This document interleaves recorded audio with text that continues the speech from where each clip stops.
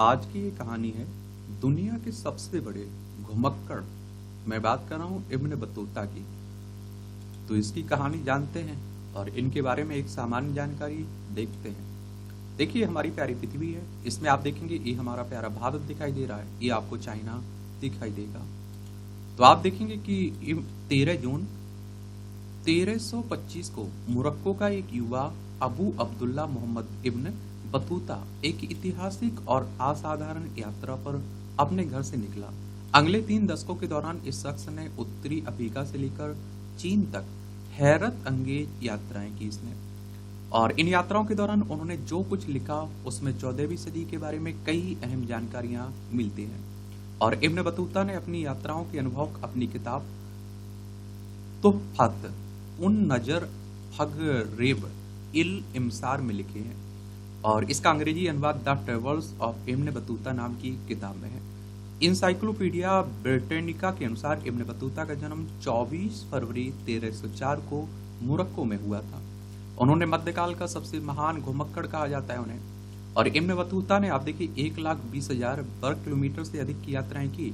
इन यात्राओं के अंत में उन्होंने एक प्रसिद्ध यात्रा वृतांत भी लिखा था। इब्न बतूता का प्रारंभिक जीवन और यात्रा की शुरुआत की बात करें तो इब्न बतूता का जन्म मोरक्को के टैंजियर शहर में इस्लामी विद्वानों के एक परिवार में हुआ था।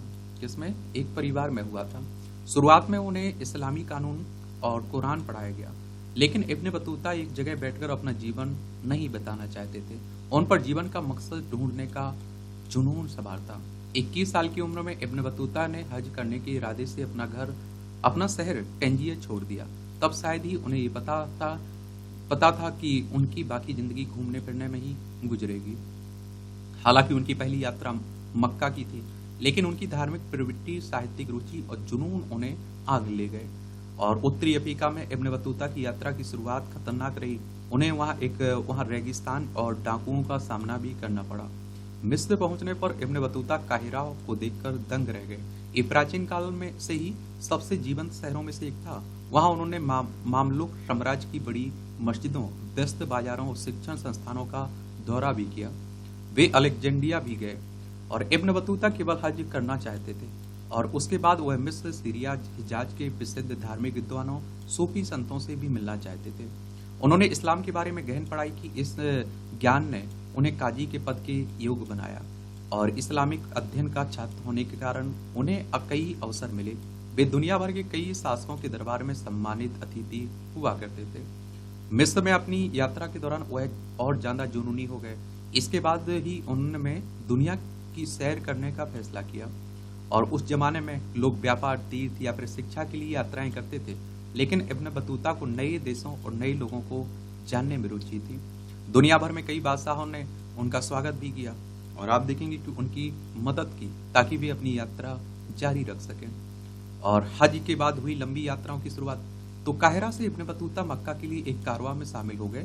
1326 में हज करने के बाद इराक के लिए निकल गए। उन्होंने अब्बासी खलीफाओं के पुराने गढ़ बगदाद का दौरा किया।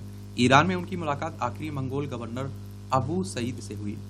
ईरान में उन्होंने इस्फहान और सिराज शहरों का दौरा किया। इन शहरों की संस्कृति और साहित्यिक जीवन ने उन्हें बहुत कुछ प्रभावित भी किया। इब्न बतूता सन 1327 से 1330 तक मक्का और मदीना में रहे।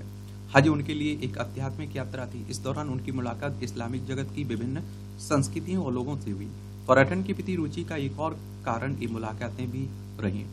ये जिद्दा से एक जहाज पर सवार हुए। उन्होंने लाल सागर से यमन तक की यात्रा की और फिर अदन के लिए रवाना हो गए। इसके बाद उन्होंने अफ्रीका के पूर्वी तट की यात्रा की।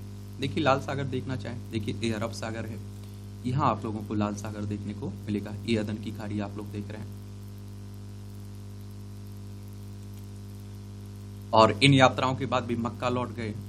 और भारत की यात्रा, तो मक्का में उन्होंने दिल्ली के सुल्तान मोहम्मद बिन तुगलक और मुस्लिम विद्वानों की उदारता के किस्से सुने।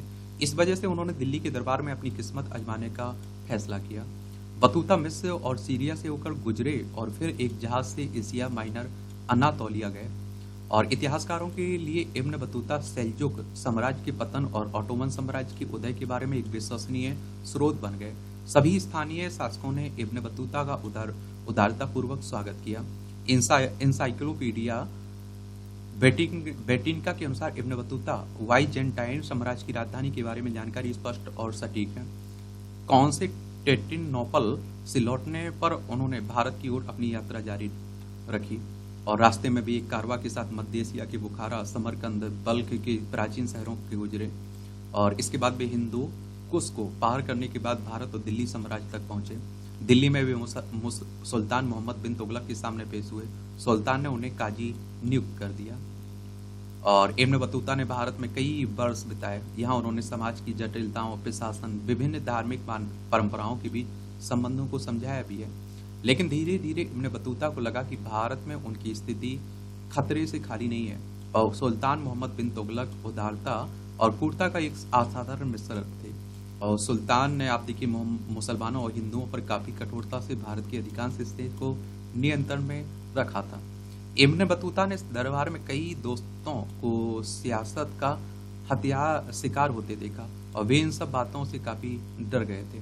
तुगलक के बारे में लिखते हैं हुए इब्न बतूता सुल्तान के चरित्र का चित्रण मनोवैज्ञानिक अंतर्दृष्टि से करते हैं और 1342 में सुल्तान ने इब्न बतूता को चीनी शासक के पास अपना राजदूत बनाकर भेजा। इब्न बतूता ने दिल्ली छोड़ने में बिल्कुल देर नहीं की और लेकिन चीन की ये यात्रा और भी खतरे से भरी थी। इससे पहले दिल्ली में उनके ठिकाने पर सुल्तान के विद्रोहियों ने हमला कर दिया था।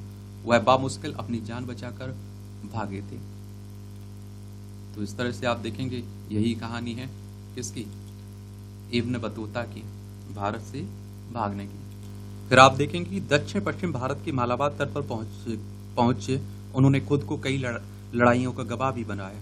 उनका जहाज अंततः कैलीकट अब कोझिकोड के पास बर्बाद हो गया। सुल्तान के खौफ से इब्न बतूता ने मालदीव जाने का फैसला किया। वहां उन्होंने काजी के रूप में लगभग 2 साल बिताए। मालदीव से वे श्रीलंका गए और जहां उन्होंने हरे भरे नजारे देखे और बौद्ध मंदिरों का दौरा किया। इसके बाद वे बंगाल और असम गए। असम पहुंचने के बाद उन्होंने चीन के लिए अपने मिशन को फिर से शुरू करने का फैसला किया। सुमात्रा की ओर निकल पड़े।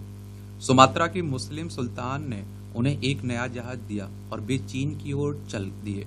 इब्न बतूता जहां भी गए उन्होंने लोगों और संस्कृतियों को खूब अध्ययन किया। वहां की चीन की यात्रा और वापसी, तो इब्न बतूता की यात्रा का सबसे पड़ाव उनकी चीन यात्रा थी और आप देखते हैं कि 1345 में वे चीन के क्वान झोउ के हलचल भरे वाणिज्यिक केंद्र में पहुंचे।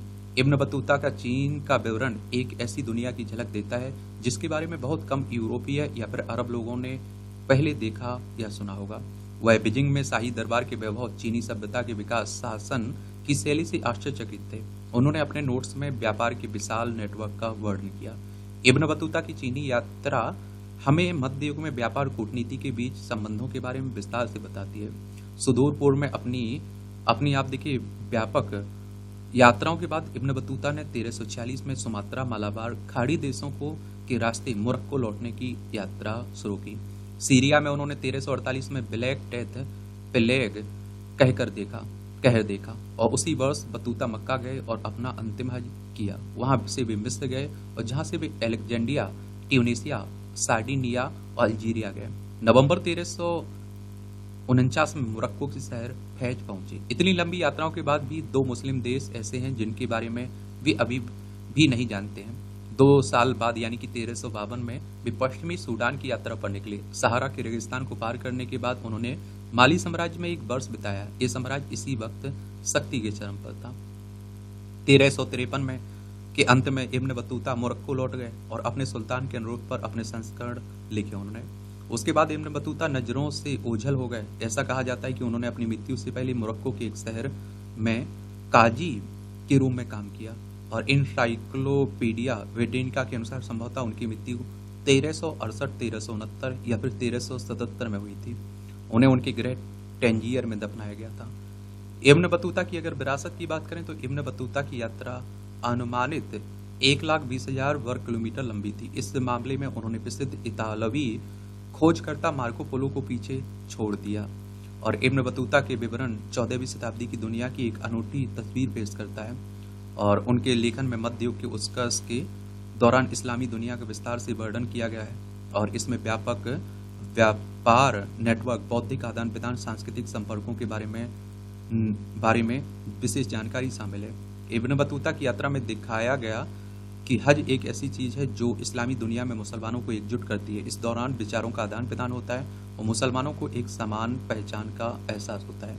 इब्न बतूता की यात्रा का भूगोल, इतिहास, मानव विज्ञान के क्षेत्र पर स्थायी प्रभाव पड़ा, क्योंकि उन्होंने पश्चिम के लिए अज्ञात स्थानों और संस्कृतियों का वर्णन किया और उन्होंने इतिहासकारों शोधकर्ताओं को पर्याप्त जानकारी उपलब्ध कराई। उनकी पुस्तक का कई भाषाओं में अनुवाद भी किया गया और अभी भी दुनिया भर के विद्वान इसका अध्ययन करते हैं। अपनी यात्रा के दौरान उन्होंने कम से कम 60 शासकों और कई मंत्रियों, गवर्नरों, अन्य महत्वपूर्ण हस्तियों से मुलाकात की। अपनी पुस्तक में उन्होंने 2000 से अधिक लोगों का उल्लेख किया जिन्हें वे व्यक्तिगत रूप से जानते थे, जिनकी कब्रों पर वे गए। इनमें से अधिकांश लोगों की पहचान स्वतंत्र स्रोतों से की जा सकती है। हालांकि इब्न बतूता की सामग्री में नामों या तारीखों में कुछ त्रुटियां भी हैं। इब्न बतूता की किताब उनके व्यक्तित्व के बारे में दिलचस्प पहलुओं पर रोशनी डालती है। इब्न बतूता की असाधारण यात्रा इन बात का सबूत है कि ज्ञान की प्यास से इंसान को कहीं भी ले जा सकती है और इनकी यात्रा का उद्देश्य केवल व्यक्तिगत मनोरंजन नहीं था, बल्कि इसके माध्यम से उन्हें दुनिया के बारे में महत्वपूर्ण ज्ञान प्राप्त हुआ। आज भी आप देखिए, इब्न बतूता को एक महान खोजकर्ता माना जाता है। उन्होंने अपनी यात्राओं, विविध संबंधों से कई पीढ़ियों को प्रभावित किया है और इस तरह से आप देखेंगे ये कहानी है इब्न बतूता की।